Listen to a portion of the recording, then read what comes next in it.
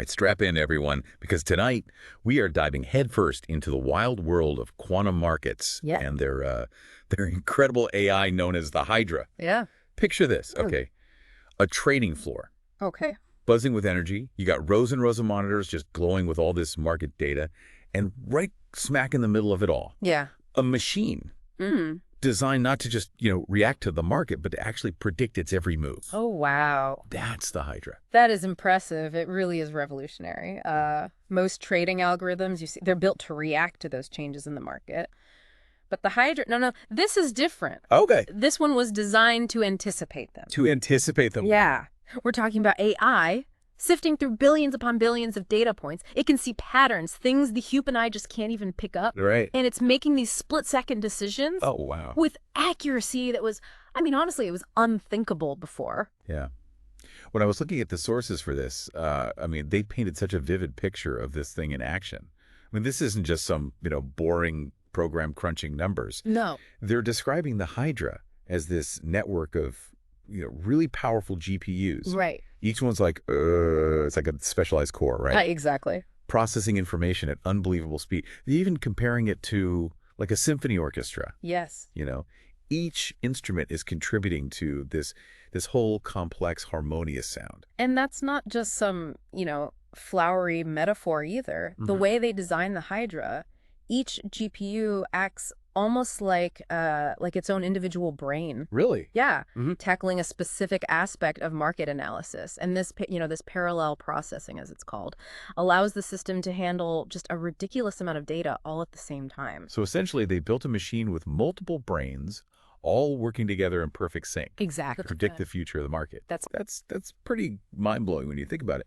But as with anything this complex, there had to be some hiccups along the way. Right? Oh, of course. Of course. No system is perfect, right? Especially when you're really pushing the boundaries of what's possible.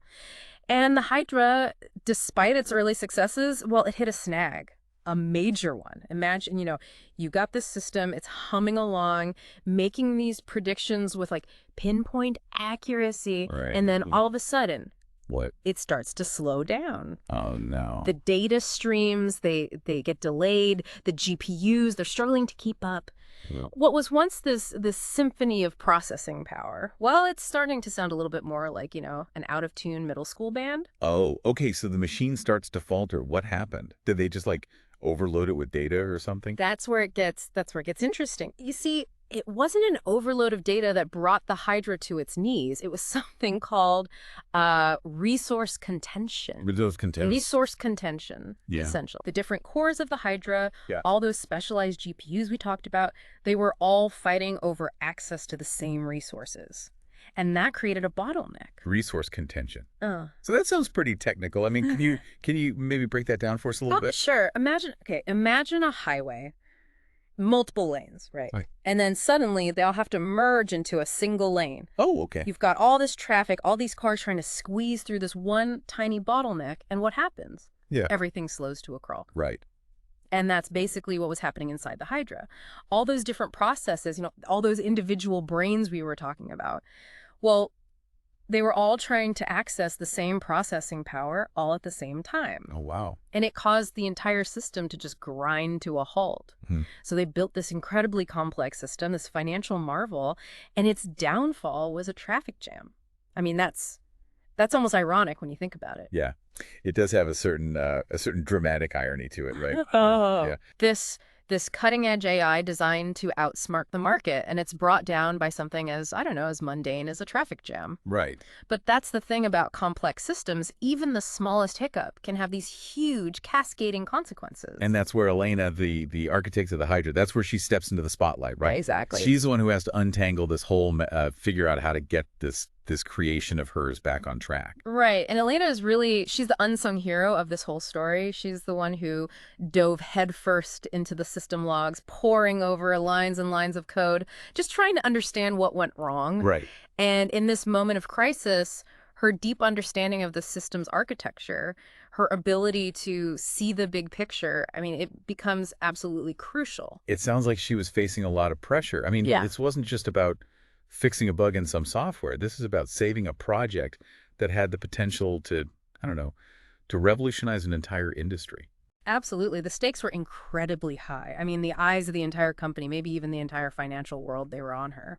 But Elena, in this amazing display of just composure and technical brilliance, I mean, she rose to the challenge. So Elena's facing this massive traffic jam inside the Hydra. What did she do? Did she just like reroute the data, or was it more complicated than that?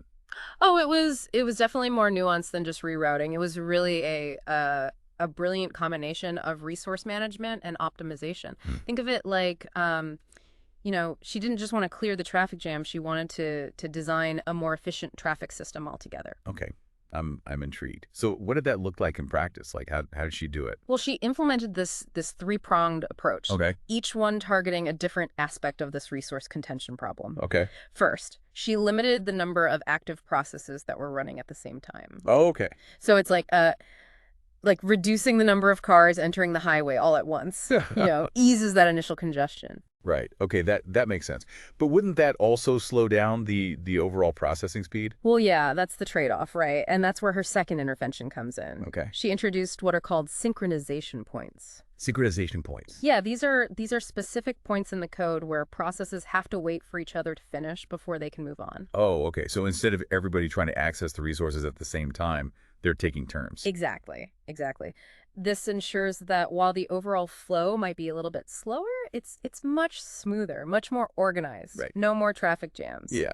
And then this brings us to her third intervention, which was dynamic memory allocation. Dynamic memory allocation. Yeah, I'm familiar with the concept, but can you remind us how it works in this context? Sure. Imagine you have a limited amount of parking space, Okay. and you want to accommodate both small cars and big trucks. Right. Dynamic memory allocation. It's like a parking attendant who's really good at their job, intelligently assigning spaces based on the size of the vehicle. Oh, okay. Smaller tasks, Yeah. the ones requiring less memory, they get assigned quickly. But those larger tasks, they have to wait a little bit longer for a suitable space to open up. So it prioritizes the speed for the smaller tasks, but what happens to the big complex ones? Yeah. Do they end up just getting, stuck in a queue? Well, that's the double-edged sword of dynamic memory allocation. All right. While it can optimize for speed and efficiency, it also means that larger, more complex tasks might experience delays. Right. It's a very delicate balancing act, making sure the system runs smoothly without sacrificing the accuracy of its analysis. It sounds like Elena had to walk a tightrope with all of this. Yeah, well. Making these intricate adjustments while the system's still running. That must have been incredibly stressful. Oh, absolutely. I mean, it was a high-stakes situation. It required not just, technical expertise, but nerves of steel. But Elena, with her methodical approach and her deep understanding of the Hydra's inner workings, she navigated this challenge with, remarkable finesse. And did it work? I mean, did her interventions actually bring the Hydra back to life? The sources describe it as a slow but steady recovery. Okay. Like a patient regaining consciousness. The Hydra slowly started to respond to Elena's interventions. The data streams, they became more consistent. The GPUs, they hummed back to life. And that symphony that was once faltering, well, it began to regain its harmony. So Elena managed to untangle the traffic jam, get the Hydra back on track. But was it back to its former glory? Was it still capable of making those pinpoint predictions? And that's where things get really interesting. You see, Elena's fixes, they didn't just stabilize the system. Yeah. They actually made it more efficient. Yeah, by carefully balancing the resource allocation, the process synchronization, and the memory management, she managed to create a system that was not only faster, Wow. but also more robust. So the Hydra went through this trial by fire and emerged even stronger than before. Exactly. It's a testament to Elena's brilliance as an engineer. Yeah. She didn't just fix a problem. She turned a near disaster into an opportunity to optimize and enhance the entire system. By dawn, the Hydra was operating at peak performance, exceeding even the most optimistic expectations. It's an incredible story of human ingenuity and perseverance. But I have a feeling this is just the beginning, right? Yeah. I mean, the markets are constantly evolving. Yeah. And keeping a system like the Hydra at the cutting edge I mean, that must be an ongoing challenge. Oh, you're absolutely right. The Hydras Awakening, as we've been calling it was just the first step in a much, much longer journey. Elena's triumph, it wasn't just about fixing a bug.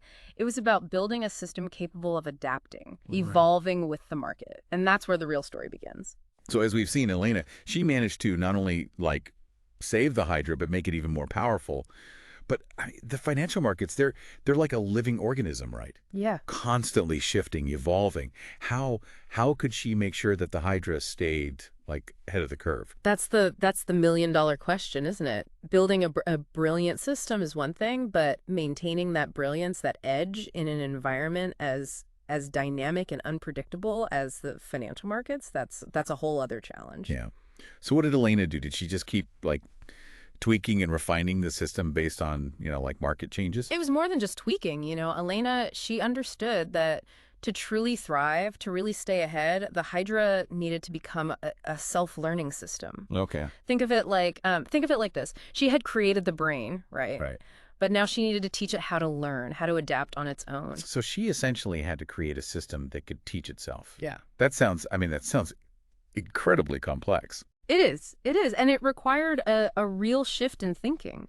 Instead of programming the Hydra with specific rules and instructions, Elena and her team, they focused on developing these algorithms that could analyze data, identify patterns, and even, adjust their own parameters. So the Hydra could like reprogram itself based on what it was learning from the market. In a way, yes. Yes, it could identify new trends, adapt to changing conditions, and even anticipate potential risks. It was a system designed not just to predict the market, but to evolve with it. That's a pretty remarkable achievement.